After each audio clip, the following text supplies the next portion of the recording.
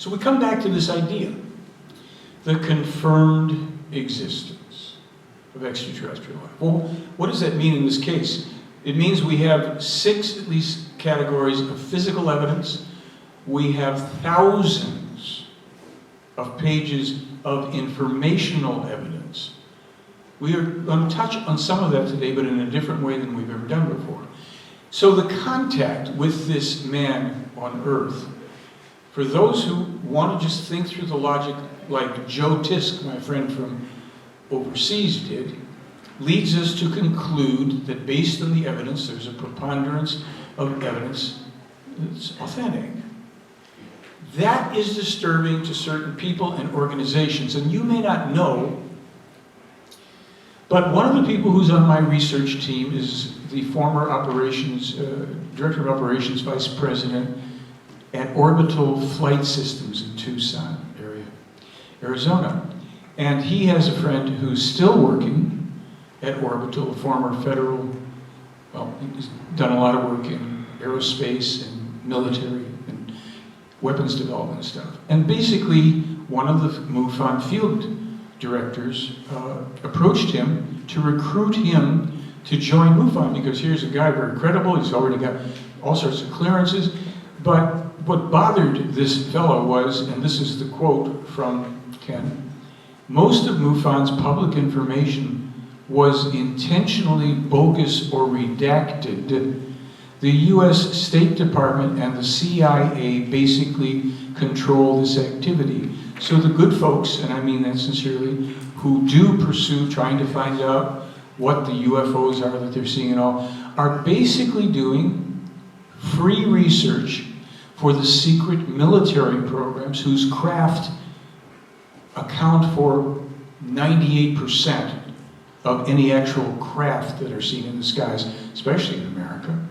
You are looking at secret military craft, and you're reporting on how it appears, you're showing whatever photos or films you have, so that the development of these craft, for the sake of whatever types of effects, visibility or non-visibility, can be worked on and perfected.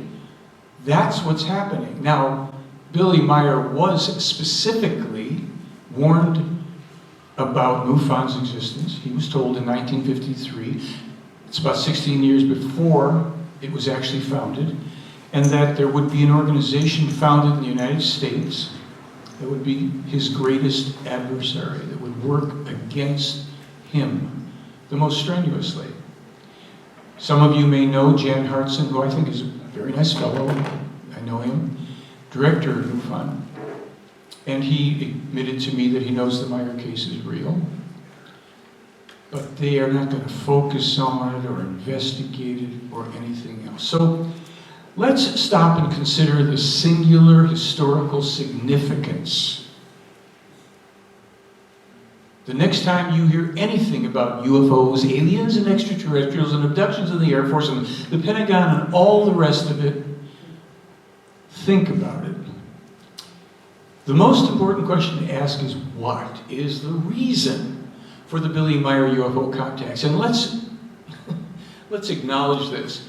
I am personally unaware of anybody in the so-called UFO field, the so-called experts and organizations, that really present for consideration, other than some loony thing about we've got to protect against an alien attack and all that. I don't hear anybody saying, well, assuming that there really is extraterrestrial contact, etc., what is the reason for it? Why would any beings come perhaps millions of light years to Earth to allow their craft to be photographed, to meet with somebody and have lengthy conversations with him since he's 5 years of age, and still carry that on 76 years later when he's 81 years of age? Why would that happen? Well, the reason for the Meier contacts isn't for us to chase lights in the sky or to create careers for UFO experts. I actually do other things in my life. And if I want to refer to myself that way, and I do sometimes just to irritate people, I say, well, I'm the world's leading expert on UFOs. Why? Well, while many people have seen stuff in the sky, I've had 7 sightings, but I've been 20 feet away from one of the small play-arm monitoring craft. None of the UFO experts have been anywhere near any actual animated craft. I've received specific information, prophetically accurate information, from the play-arm, warning me of a trap being set for me and Meier and our work by a fellow named Cal Korff. Date stamp, time stamp, we've got it on my website. I received that information from them, requesting that I pay attention and maybe not pursue a project that Cal Korff was also generously inviting me to participate in. Several days after I received that and had sent Cal emails back and forth, finally he understood that I wasn't going to participate, and then he did what the play-arm said he was getting ready to do. He launched 300 specific attacks on his website, which formerly had been like a love fest. He's throwing flowers up in the air about how nice a person I am and we're going to do all this project together. Suddenly, horrific attacks, especially against Meier, me, death threats. 3 different web hosting companies, when approached with what they took his site down. That's how bad it was. So I received information, forwarded to me, not directly from, forwarded to me by Meier from the play-arm. I am trying to figure out, let's say another consideration is that I represent the only scientifically proven case. So I've invited all the UFO experts. I've invited Nick Pope and Richard Dolan and Stephen, all the rest of them said, would you like to debate it? Because you are all actively either speaking against it or ignoring and suppressing it. Let's have a discussion. None of them want to talk about the Billy Meier case. You're here today, courtesy of these people here, for free, because we feel it's important enough. Go wherever we can, and when the situation is such that people will come, we'll do a free event because you get to see for free what all your organizations, what your government, let alone the UFO people, don't want you to know about. So the reason for the Meier case is so that we'll discover the truth. And the truth, ladies and gentlemen, as we will move into it today, can be rather harsh. Rather harsh. We ain't seen nothing here. The reason is also, at its core, to help us to assure our own very threatened future survival. If beings who can get here come here, and according to their own agenda insert into our world all the evidence that any human being capable of thinking would require in order to discover the truth about this case, let alone other things we'll dip into, maybe we want to know that reason. Maybe we want to understand what they have been warning for 70 years in printed material. What we're facing as human beings on Earth, whether we like it or not. Believe me, this presentation is certainly not about a popularity contest, as you will soon find out. So I'm actually recommending that from this point on, effectively, forget about UFOs. There's nothing you can do with it. It's not going to take you or me anywhere. Concern yourself with what Meier and the play-arm have long been warning us about, and that which is unfolding right now before, indeed, our very, very, very sleepy eyes on this world right now, on Earth.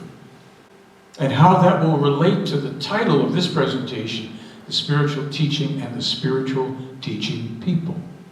So let's go into some of the information that is a matter of record, verifiably published long ago, copyrights establish it. And we'll go through some of the things that are part of the harsh truth, and maybe based also on our awareness of some of the events of the past couple days or so in time, we will now start putting the pieces together. In 1987, Billy Meier published something called the Enoch Prophecies. Now, I say he published it in 1987, but right now I'm going to tell you that it was not authored in 1987. However, I'm telling you that in accordance with what I like to say, which is according to the information in the case. We can more easily prove that it was only created and published in 1987. That's easy. So the next part is, well, it's one of those unprovable things, because the Enoch prophecies refer to Enoch we know as Enoch, that name of a prophet, biblical or even pre-biblical prophet, Enoch. He published a lot of prophecies, very specific prophetic information. You are looking at some that we're going to go into. However, he composed this information over 10,000 years ago. When it was presented to Meier, it was presented in contemporary terms in the German language to Billy Meier, and then translated.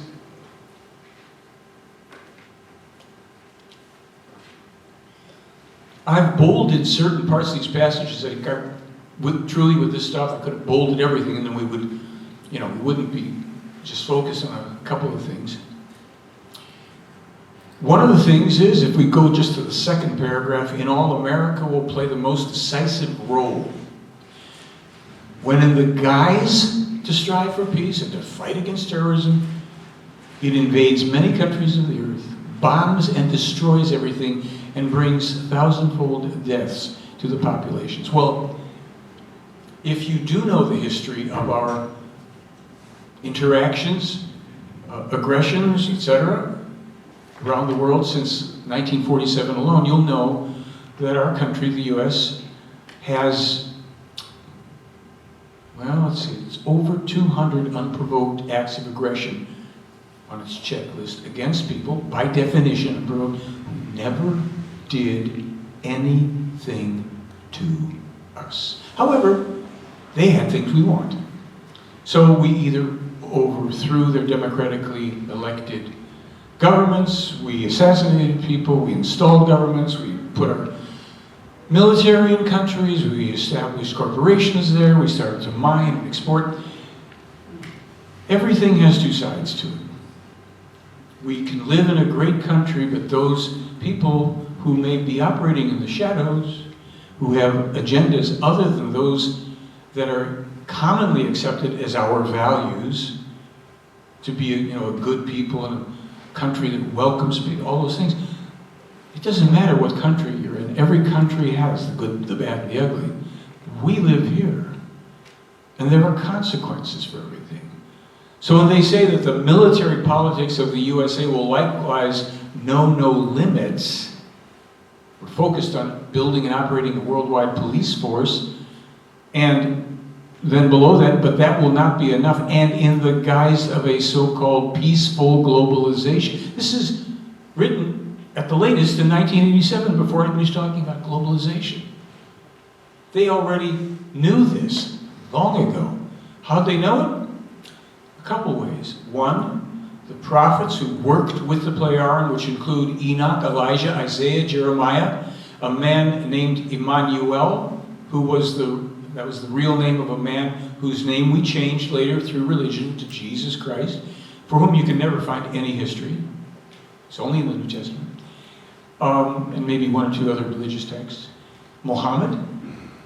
Those were actual, genuine contactee prophets with the Pleiaren, and they all brought the same information, the same teaching, which we'll get to. But in every case, it was corrupted.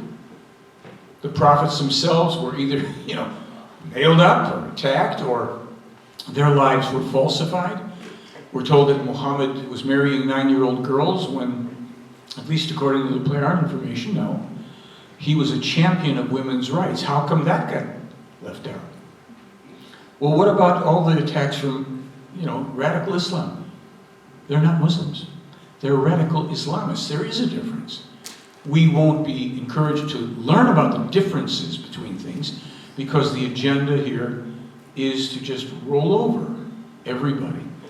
And this is apolitical in the sense that there's nothing partisan politically. Are we singling out the U.S.? Well, if you read all the Meier material, you you're going to find out that they are equal opportunity offenders. They got something bad to say about just about everybody and their crazy policies. But we live here. I'm focusing on us. War with Russia, the possibility that a third world war could develop if human beings as a whole will not finally reflect upon reason. So we talk here, you see the USA will gain predominance over all these other countries and peoples, but that ain't going to last forever. At first, many countries will howl with the wolves due to fear of American aggressions and sanctions. Sanctions. Haven't we been trying to impose sanctions on Iran and Iraq and Russia, who's never done anything to this country?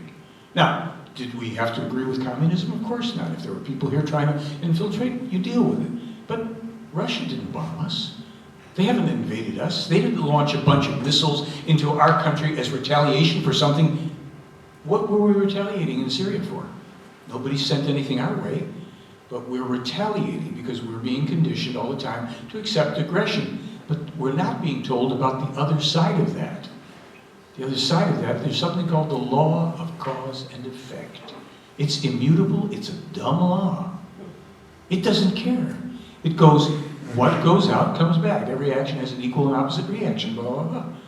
So there comes a time when the pendulum that has gone out comes back, and sometimes it comes back as a wrecking ball. So there's telling us that there is going to be a turning away, a turning against the U.S. from many Asian, African, and European states.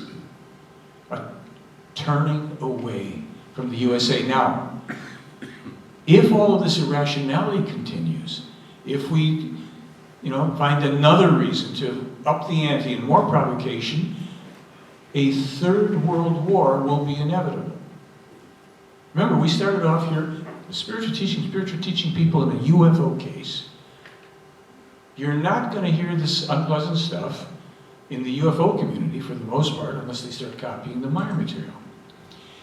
This is a problem because they specifically, in this document, Enoch, he was referring to this country. He describes it in a way that's as clear to the player what he's talking about. That it just creates destruction here because we, and not you and I, the country, the policies of what they may call deep state, military-industrial complex, whatever, creates enormous hatred against the country, and we are its citizens. And if you go down to the last line, that is in this document, the destruction of the WTC, i.e. the World Trade Center by terrorists, will only be the beginning. And you go one paragraph up. As a result, America will experience enormous catastrophes which will reach proportions barely imaginable to people of Earth. What a bummer. Aren't we here to hear about extra something or other, torrentials, flying around, a craft? Nobody's going to tell you this stuff. And Billy has been trying to tell us for a long time. For a long time. And it doesn't matter what age we're at. My age, younger people, we have our lives, we have them here. And this is going to go somewhere because we're not going to leave you in wide-eyed terror or feeling helpless and hopeless, impotent. There is a reason for this level of reality to be presented.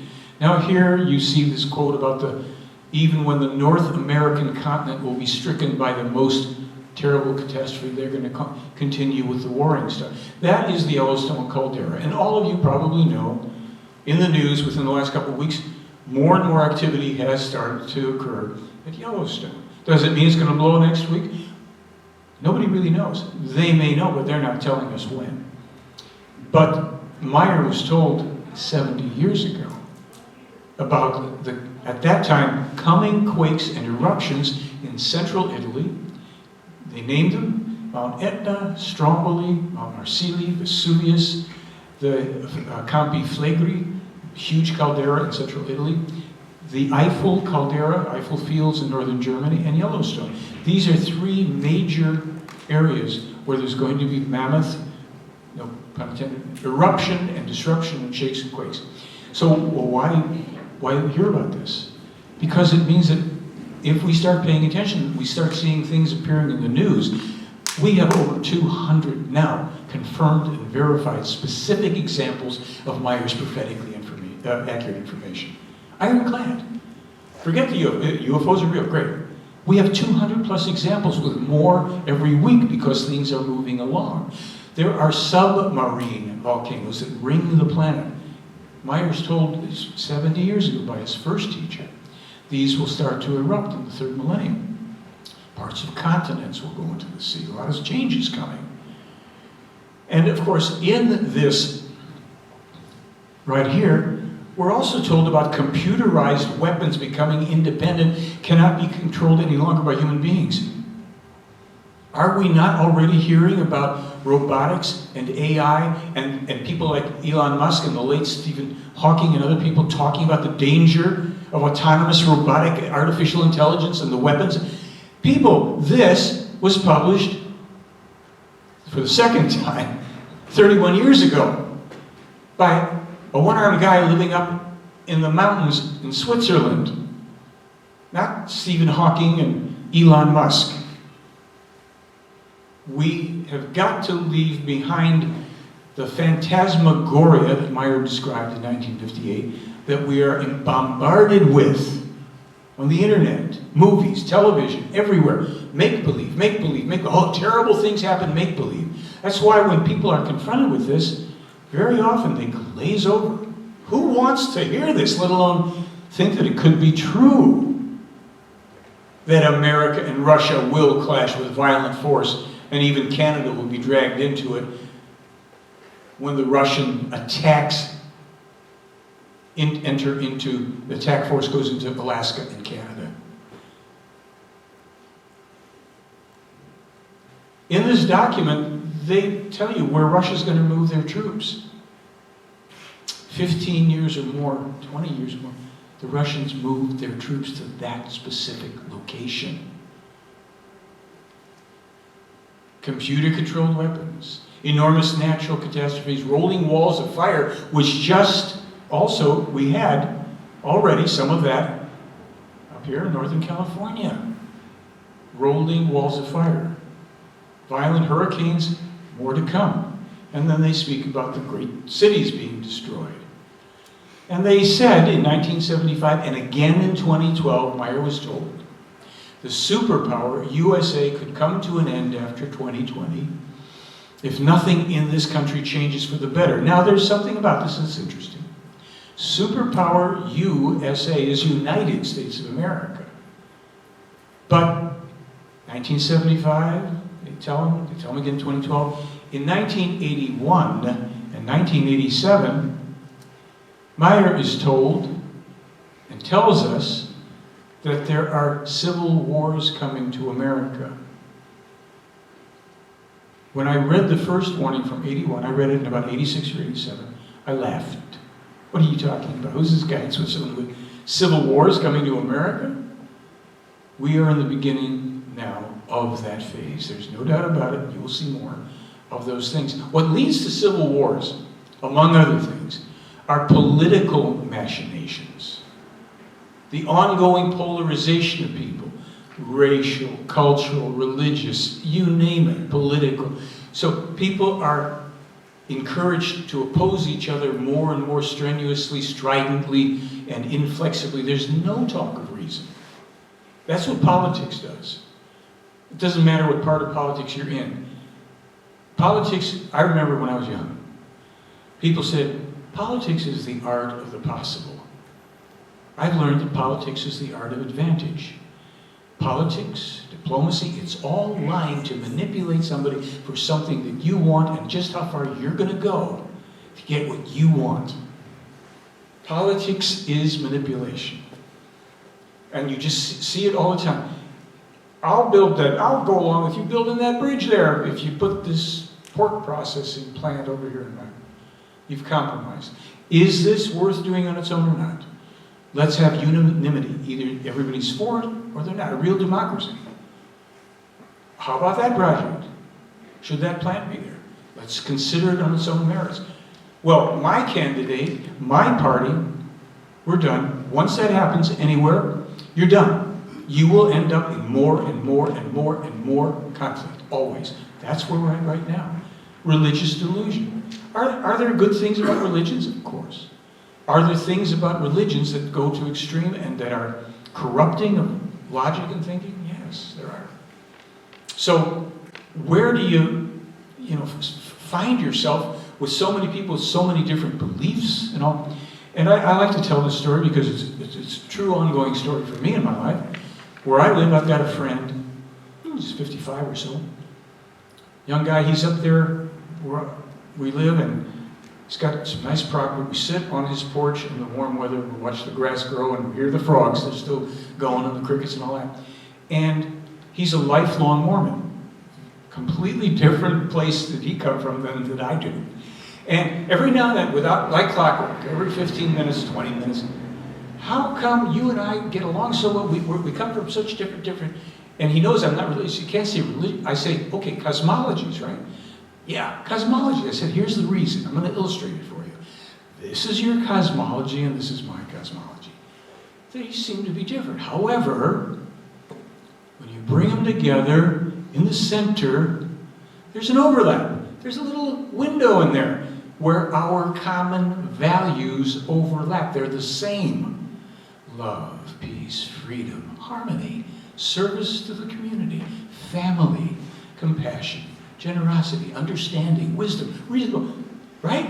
Yeah. He said, I've read that Billy Meier stuff you put out. I don't really disagree with anything. I said, that's great. And I don't have to convert you to something. You don't have to convert me. We still are hanging out with our common values. Now, I went to an event up where I live, Flagstaff, Arizona. There's a place that holds on Friday nights once a month. They hold a meeting for people who belong to a group of religion called the Baha'i. I don't know if any of you, yeah, you've heard of it, right? So, pretty benign sounding stuff for the most part. There's always something you learn about it. Okay, the Baha'i people they're an offshoot of Islam. They are more prominent in Iran. They're persecuted like crazy by the other Muslims. They get some really bad treatment. However, many of the tenets of their belief system would fit right in the center there. Other things don't. So I went to these meetings at this little coffee house for about a year and a half simply to hear what people had to say, where we had the overlap, right? So one day there was a fellow there from Iran, a nice cultured guy, probably middle-aged. He was talking about some art and all this stuff, and I decided to talk to him a little bit, and I was inspired to tell him the following. I said to him, I have absolutely no respect for your beliefs, and I hope you feel the same way about mine. I like what you talk about, I like your values, and I like your artwork. I don't have to like your beliefs. Somebody's going to convert to another religion, oh man, now I've got to go and have respect for those beliefs. I respect people. Beliefs simply means something that someone holds as true without any real evidence. You cannot vet it, it's not scientific. It's fine. There's all sorts of beliefs.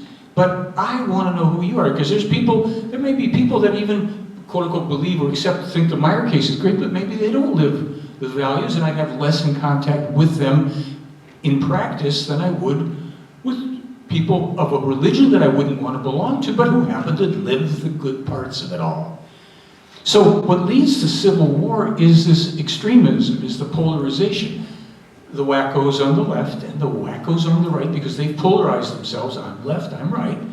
And we already see they will clash against each other come a certain time, and everybody else is collateral damage. And the country then breaks up. Now, in 2008, the Plejaren told Meier a couple of things, and what precipitated this information was that Meier asked who was going to be the presidential nominee for the Democrat Party in 2008. Would it be Hillary Clinton or would it be Barack Obama? And they said, well, Clinton will never become president. That was interesting. It wasn't what he asked. He wanted to know who the nominee would be. But they said she will never become president. And they then said, of course, Barack Obama will be the nominee. she would have unleashed a completely devastating and unprovoked nuclear war with Russia, and we'd all literally be toast here by now, a year and a half later, whatever it is. That would have been pushed forward by the various, whether you call it shadow, deep state, whatever. Those people, many of whom are apolitical, they're not necessarily on the left or right or Democrat or Republican.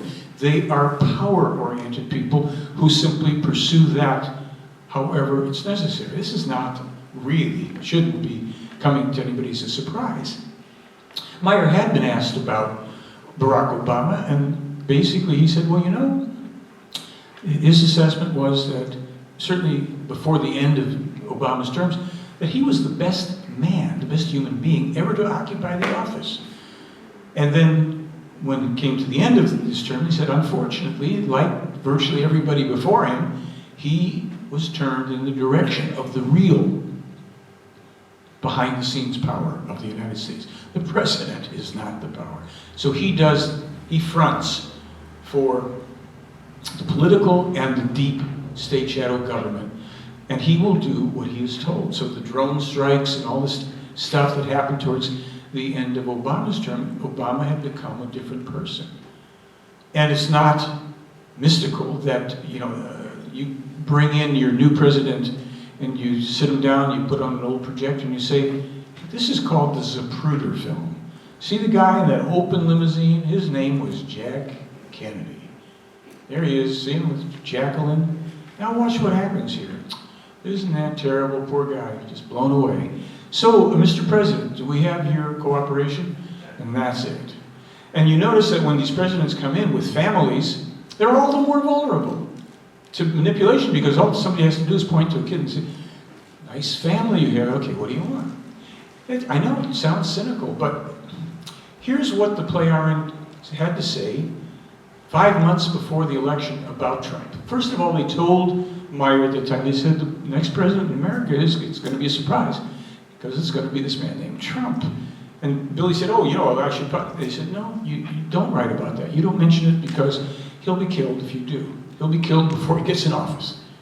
Huh? Yeah, well, it's just the way it works over there. He's not really a Republican. He's a one-man party unto himself. He's chaotic and catastrophic human being, but otherwise he's well-meaning, not bad. He cares really for his people in his country, however he appears to people. He wants a peaceful political, military, and economical agreement with other parties, especially Russia. And there's that danger from the power-hungry schemers, as was the case with Obama. Believe me, with the Bushes, you don't have to coerce them. They're already on that page of, you know, wanting the power and all the rest.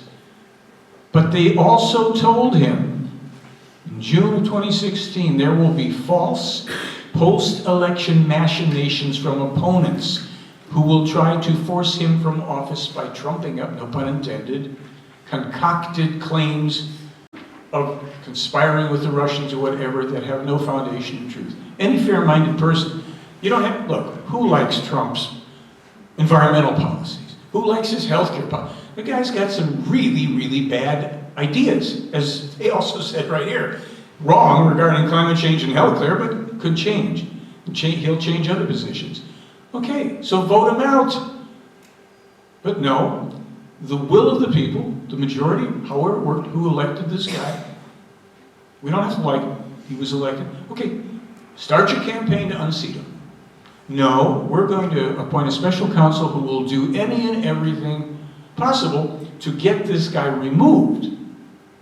Well, okay. Is that how a democracy works? The deceitful Democrat deep state deception. And in order for this to happen, deceitful machinations will be initiated after the election in order to prove allegedly false election results by which Trump has illegally won his office. However, what will result of this planned deception, this we've not yet fathomed, which is why I cannot give any details to this. So we will see. We are living in a very interesting historical time. Whatever happens, whether we like this guy, this woman, that one, this party, that, we're living in some very, very potent times. Now, here's a video. I don't know if you'll be able to hear it, but maybe you'll be able to read the subtitles. And if not, we'll kind of, if anybody doesn't get enough of the idea at the end, we'll encapsulate it. This was from a couple years ago when I interviewed Billy. Rahmen. Amerikaner und EU versuchen Russland kaputt zu machen. Putin, der sagt nichts, der schweigt einfach dazu. Und Amerika und Europa sagen einfach immer, Russland will angreifen, Krieg machen und so weiter, alles Blödsinn. Russland hat keine Idee, um Krieg zu machen. Wer Krieg zu machen versucht, ist EU und Amerika. Das hat... Weißt du, es hat in EU viele verrückte Leute, genauso wie in Amerika. Und in Amerika die Minorität, du weißt, was Minorität ist, die Minorität muss schweigen, kann nichts dazu sagen. Es ist das Gros, die regieren und die Feindschaft schaffen und so weiter und so fort und Waffenindustrie erhalten wollen und alles das. Und das Minorität im amerikanischen Volk kann rein nichts dagegen tun. Und die müssen dann auch darunter leiden, wenn über Amerika geschumpfen wird. Wenn etwas gesagt wird, das nicht gut ist über Amerika, müssen die dann eben auch darunter leiden. Oder? Und das ist das, was eben sehr schlecht ist. Denn diejenigen, die Minorität, die nichts tun kann, oder die kann nur die Faust im Sack machen, mehr nicht. Und die Menschen, die nicht einverstanden sind mit dem, was gemacht wird, mit Krieg führen, Todesstrafe und all das, die müssen darunter leiden. Die können rein gar nichts machen. Und wenn irgendetwas ist draußen in Amerika geschimpft wird, weißt du, schlechte Worte gebraucht werden für Amerika, dann werden diese automatisch mit einbezogen.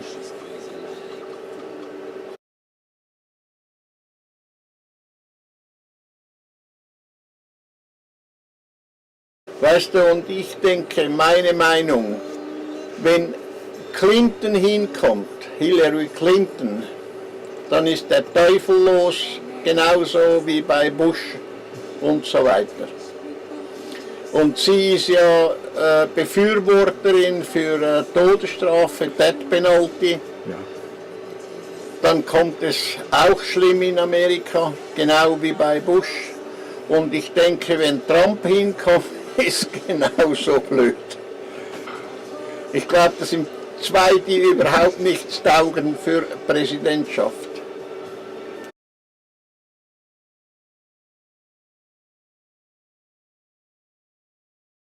Ja, ja. Weißt du, und das macht ganz Amerika kaputt. Ja. Oder? Was anybody unclear about the essence of what he was saying there? Putin doesn't want war with the United States. These are machinations from the EU, which Meier foretold in 1958, 11 years before it was formed. This is Merkel, who has opened the door to the migrant crisis in Europe, which will result largely in the fall of Europe to radical Islam. The EU, NATO, the US, they want to provoke the war with Russia. Putin doesn't want it. When we launched those missiles the other night, had Putin wanted to, he could have sunk the battleships and all the rest of it. They didn't do anything, they just held back. That may or may not be a good thing, but they did that. We need to promote understanding, seek cooperation, focus ourselves on common values, a little illustration, and study the spiritual teaching so that we become more of the spiritual teaching people. Now, what does it really mean? What are we talking about? The spiritual teaching is the core reason for the Meier context, for these people coming to earth. It is a non-religious, belief-free teaching. So if you want to study electronics, if you want to study auto repair, if you want to learn how to make something from a recipe book, you pick up your instructional, you pick up your book, you study it. Then you test the information to see if it does what it says, if it shows you how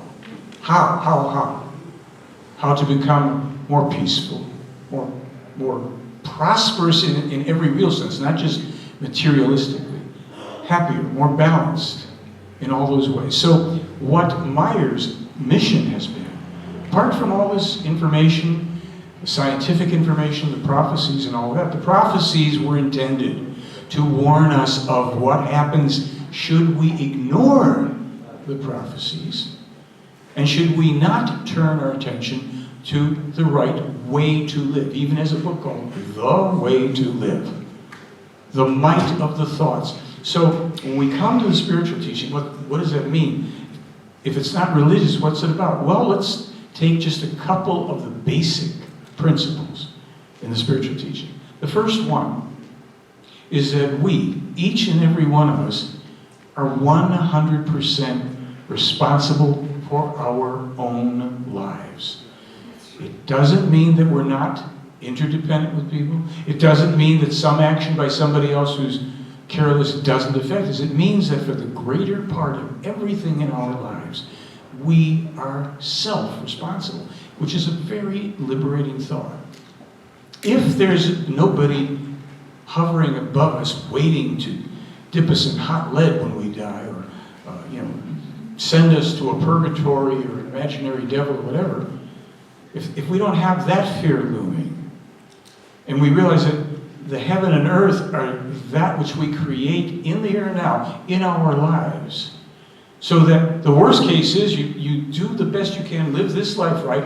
Whatever happens or doesn't happen after we pass from this world is another matter, but we've done it right when we're here. And that just means doing to the best of our knowledge, the best of our ability, to live in harmony with certain universal truths and laws of this universe, of this creation, which is the consciousness and the source of everything that exists in life. There are rules and orders for everything. It didn't just happen by accident. And, according to the information in the spiritual teaching, it didn't happen as a result of an act from some deity. And in all the religions, there's lots of different gods. They're saying, no, this universe, this, they call it the creation. This is the source. This is the intelligence. And everything that exists within it. And it exists within everything too. Every human being has an immortal, eternal part called the human spirit. Different than what we call the soul, which is a temporary construct that they say is most accurately called the psyche. Okay, well, let's get back to that self-responsibility thing. What does that mean? It means we have to learn to see things also as they are. Not as we want them to be, not as we fear they may be, but first as they are. Then, when we are taking responsibility, seeing things as they are, for better or for worse, we then choose what we want to do through that part of us that actually creates everything in our lives. And that's through the might of our thoughts. We are thinking 24/7.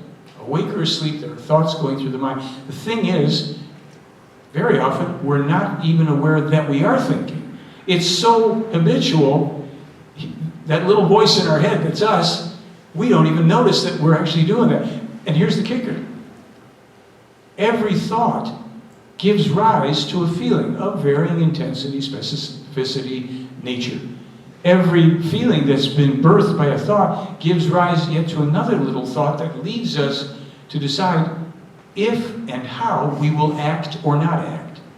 So, when we look at something, we are thinking, even if we're not really conscious of it. We're thinking, and then we're feeling a certain way, and then we're thinking what we're going to do about it, or what we're not going to do about it. And this is 24/7 in life.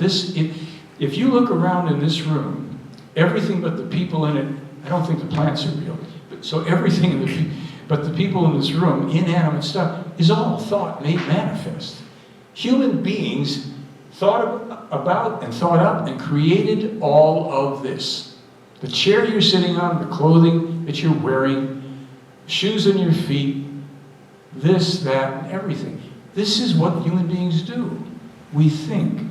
Some of us carry the thoughts farther. We get a feeling. We think. We create. We act. But we're doing that either consciously or unconsciously all the time. So extraterrestrials came here to tell us that we're thinking? Well, they're telling us that our thinking is really screwed up, or our world would not look like this.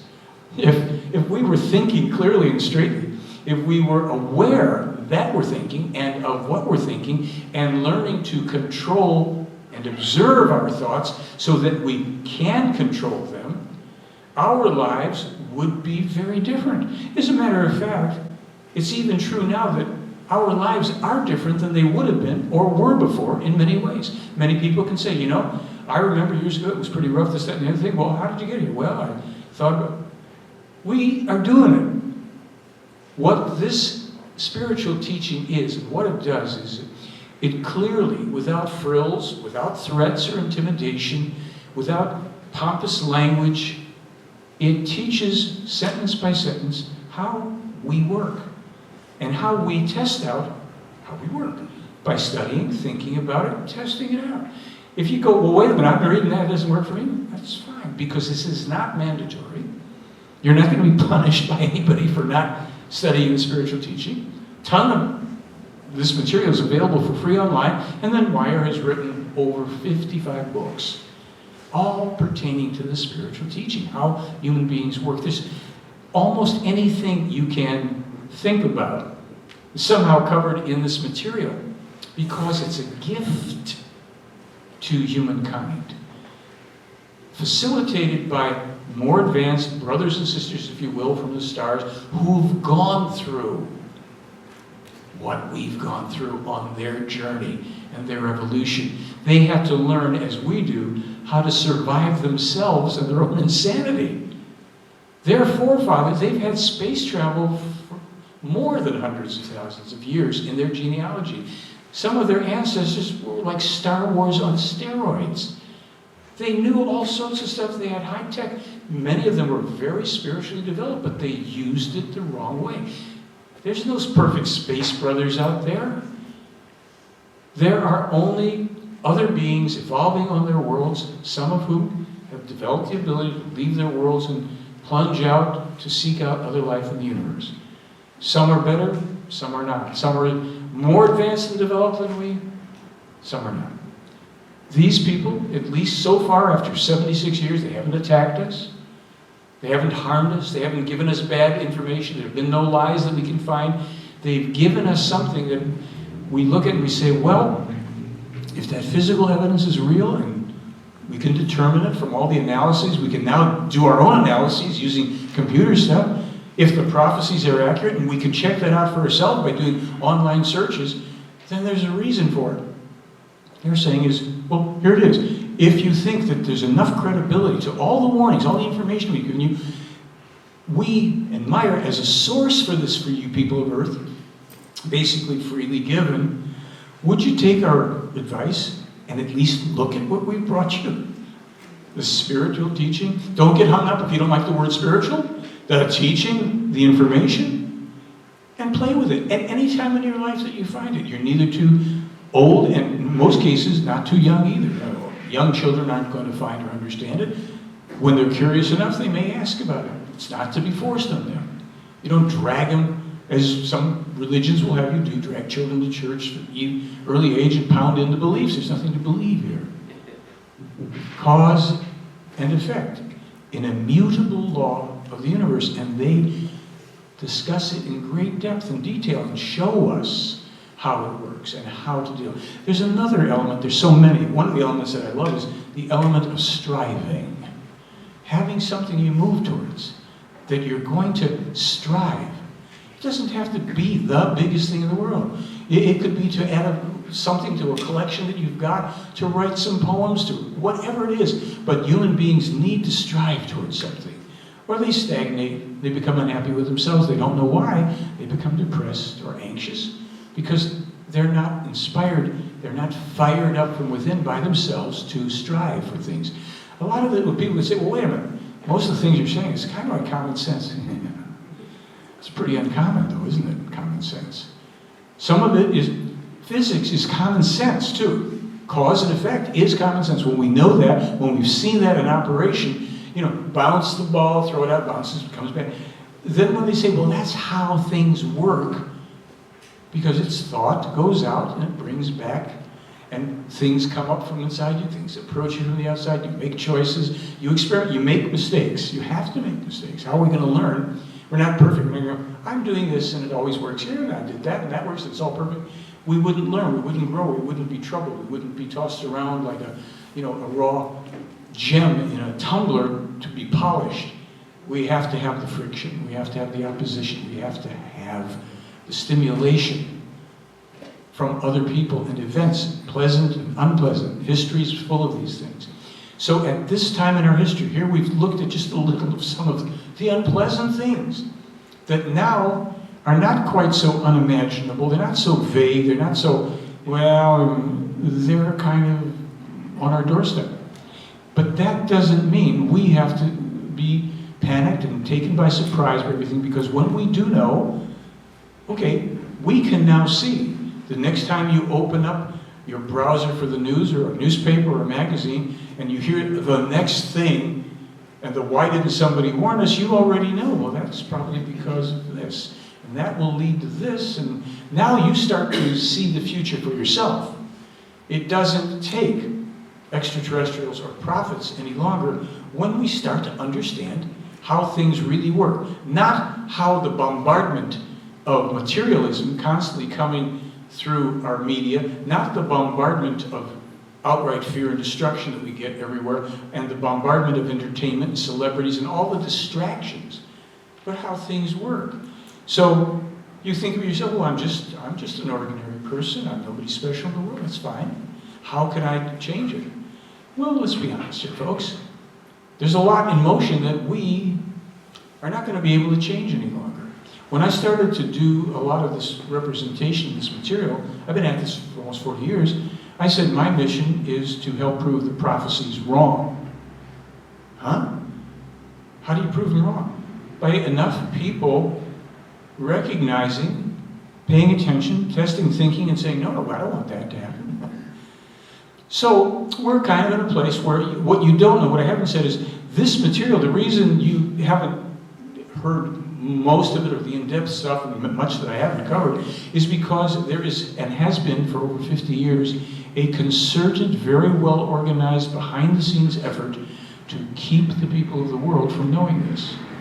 It's conducted by parties who are very powerful and have great technologies, and what they do largely also now is broadcast through computers, through the phone that you have on yourself, your tablet, your computer, your television, your radio, frequencies and things that are intended to disrupt our consciousness, our focus, and subliminal messages to promote hatred, fear, anxiety, and all of that. Not to inform, so that we can go and ask that question, well, what do I do? Because most of the stuff that's being done to us that is subliminal bombards us and hits us on the unconscious or subconscious levels. And we don't know why we're feeling especially irritated. We don't know why things get seemingly so stressful with everybody. And there are contributing factors to it that are outside of your control. There are some things you can do to protect against it. I'm not trying to do a commercial. There is a device you can wear that actually does protect against a lot of this stuff. Actually scientifically tested. And I'll give you my card, you can look it up and all that. But I don't sell it, somebody else does.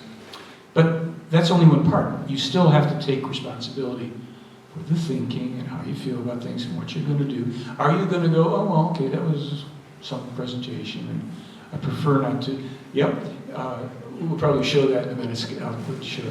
Are we going to just try to forget about this bad news element that on a nice Sunday afternoon we went from lovely UFO photos to this, and then being told that there's a spiritual teaching. The spiritual teaching people simply means those people that gravitate towards and involve themselves in the discovery, the critical thinking of this material, and allowing that to be, that they test it, and then they discern in their own lives how this is affecting the quality of their life.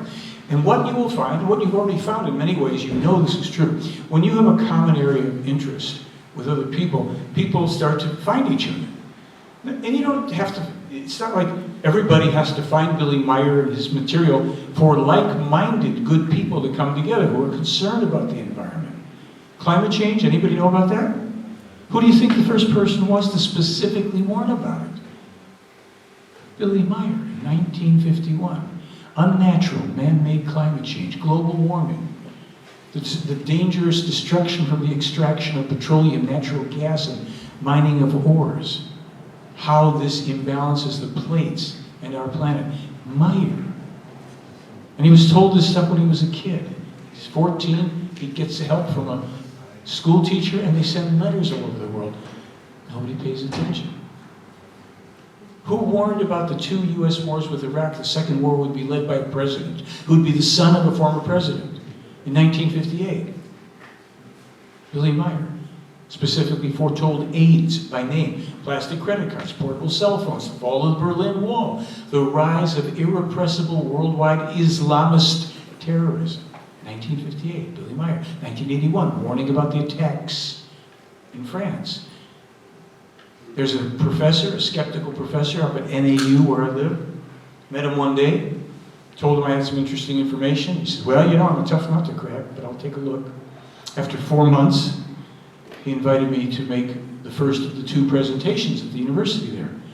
And before the first presentation, he sent me an email, November 17th, I think it was, 2015. He said, guess what I told my wife yesterday after the attacks in Paris? That's when those terrible attacks took place. He said, I already knew this was coming. Thank you, Michael. Because I sent him Billy Meier's information, warning from 1981 about forthcoming attacks in Paris. We haven't seen by a long shot the end of that stuff. But we don't have to visit all the bad news. Now we have to decide, okay, there's a lot of bad news. He didn't show us all of it. Okay, I don't want to know everything. But I do want to know how I can start to galvanize my own, life, motivate myself, protect myself and those I love in the best way possible. That isn't always, sure, you can have a gun or a knife or whatever you have as a self-defense tool, but it's how you think. And the consciousness that you hold where you start to see, and this is where the spiritual teaching is so good, because when you realize from studying this really about what you are as a human being, an inspirited human being, and then you just gaze around at everybody, oh, so-and-so over there, you realize that every so-and-so over there is a universe unto themselves just like you are, on their own evolutionary path, unfolding, evolving in each lifetime as a different, unique personality, learning and learning and learning over countlessly long periods of time till we are back, as it were, as the spirit, remerging with the spiritual energy that is this creation, billions of years from now. So we're not worrying about, I'm not going to worry about past lives, I'm not going to worry too much about what happens in a million years from now. I want the quality of this life to just be really good. I want to really return to who and what I was kind of when I came into this life with a fairly clean slate.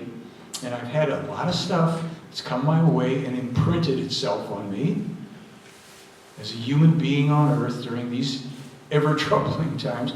But the beauty of life is accessible through the mind, through the eyes, through the breath, and through the self-created peace, and the recognition of each human being as the same independent little universal energy walking around as you are, as we are, as I am. The thing is, we don't have to like everybody. We can more easily love everybody than we can like them. And that's really an interesting thing to experience. When you can look at somebody, let's say you've got somebody who's been just a thorn in your side for the longest time. When they don't notice it, you just look over and you go, another human being with a spirit within them of the same value in life as me. Couldn't be more irritating to me. Couldn't be more of a problem to me, but dang, how can I not love that being? Do I like him? No. Do I want to go back and sit down? No, it's not required. You can hold that love, and you find yourself, as you move through life, then everybody you meet, everyone becomes this story. To whatever degree we read the book in any moment or any period of time we're with people, here's the story of a life. Billy wrote an article, to be of equal value. And when I read that, I went, wow. Because he was saying, there's almost 9 billion people on this planet, not 7 or 8.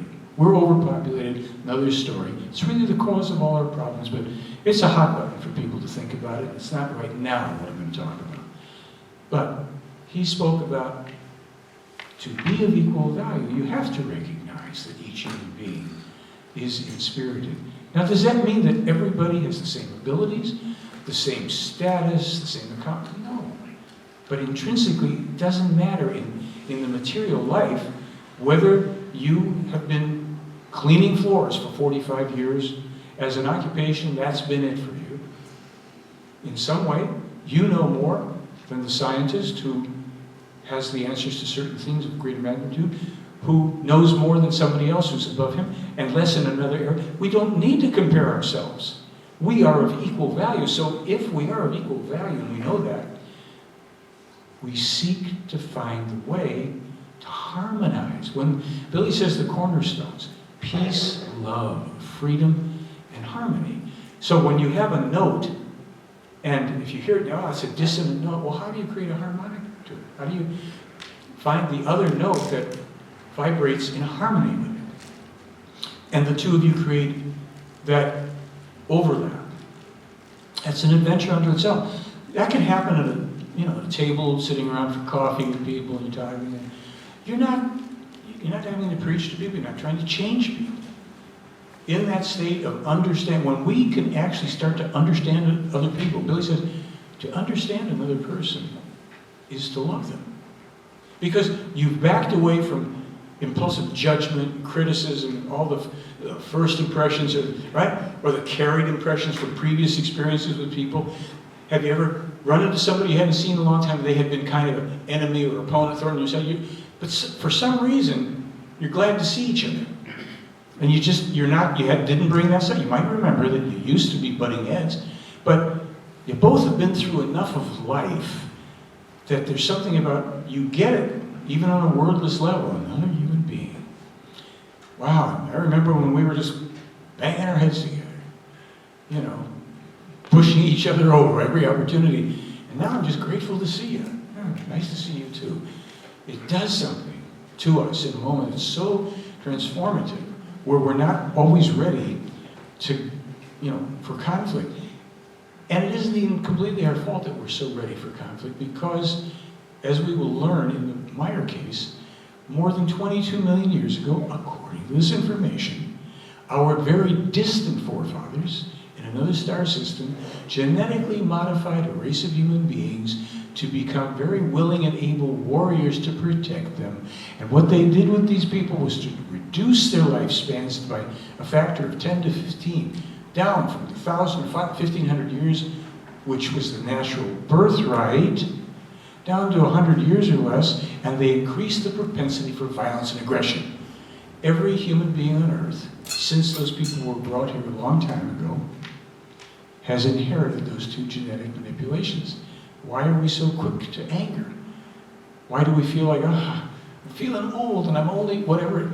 We will regain the long lifespans. The scientists are actually working on that, and according to Pleyar, they've made certain inroads. We won't hear about it for a while, but the next bump up, the average age will be 145, not 72 or 78, whatever.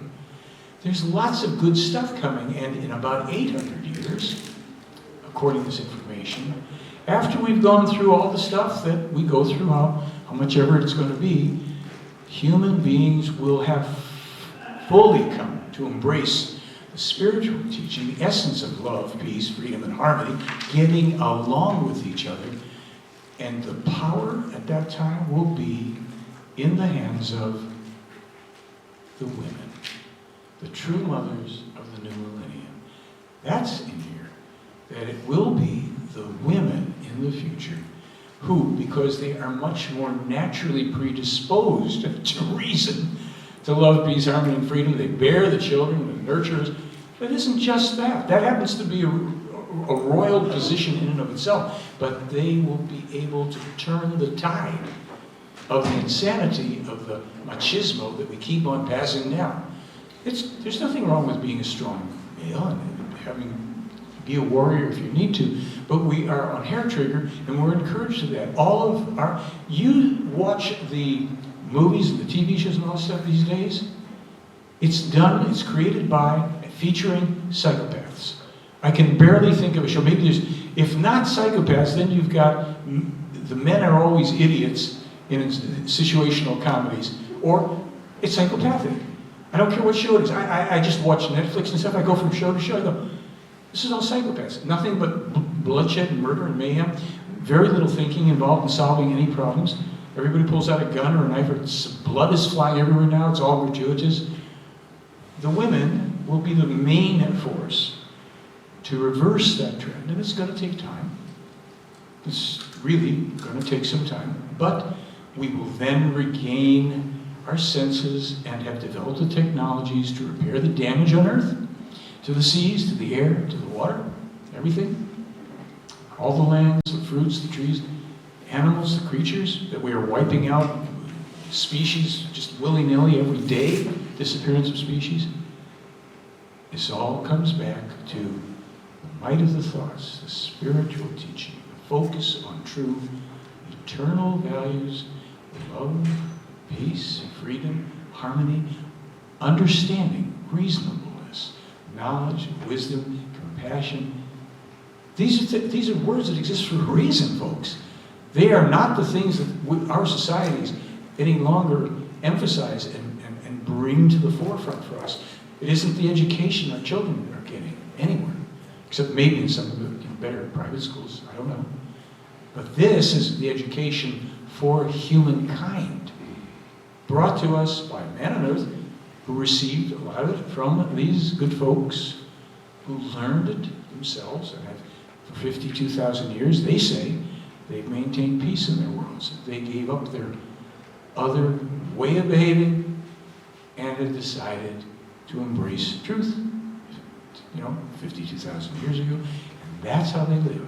Do they use money? No. Well, what do? You can have whatever you want, but you have to give back to the society. Every day, you must contribute 2 hours of your time for the betterment of everybody else. And then you need something, you want it. Who cares? It's not like here where we're climbing over each other for pieces of paper or plastic cards or metal coins or imaginary currencies or whatever we do. Because we worship stuff and we try to amass. If you can have what you need, what you want, and all you have to do is give of yourself, well, what do you have to amass? There's no scarcity. It goes on. And this is what our world will eventually come to be when we, as evolving human beings, in our subsequent lives as well, because once you've heard about this in subsequent lives, you will find it again. So it's not like, well, why should I even stop this thing? We have 5 minutes, so we're going to wrap it. Does anybody have a question at this point? Actually answer a question outside, if we... Questions outside we can do. Sure, we can do that. In the meantime, there is a great body of free information. It's available from my website, my blog, and those that are linked from them. We have, if you want, we do have DVDs, and I have one DVD that's a workshop, so you can learn how to do a process in the spiritual teaching for yourself just by putting a DVD in, and you're guided through the steps.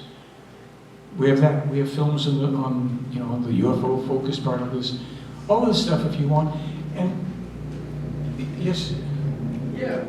How this kind of greed-related function of capitalism, blah, blah, blah, that we have, is able to keep such a power kind of thing going, because it's so powerful as far as energy and ego and all that, and that allows them to remain on top. Well, let me just say this. Very valid points, right?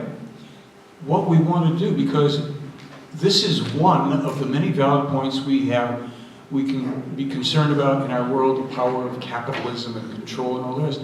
But there's another thing. We return to the idea here of each person having dominion and sovereignty over their own thoughts and feelings, and learning how to best navigate and contribute to positive change. We don't overthrow things, certainly overnight. You're not going to make the world suddenly behave in a truly just and wonderful way, but it is through conscious living and adherence to good principles, not out of coercion or fear or guilt. This means that you are no less empowered. When you leave here, you should decide if you want to be more empowered as your own decision. And if so, how you're going to go about that. I highly recommend studying this material. As I say, a lot of it's free on my website. I have a shop with the books that Billy goes into everything in depth. But all you need to do is grasp something here. Think about it. Grasp something there. Think about it. Try. It's learning anything.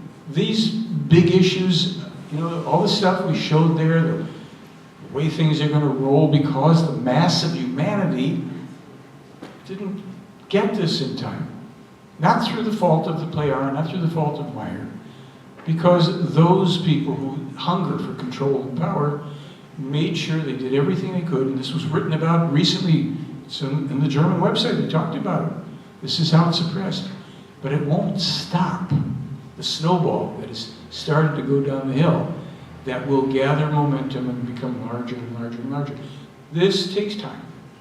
But in our individual lives, we can choose to be happy for no reason. What do we need something to be happy about? You're alive, you can take a breath.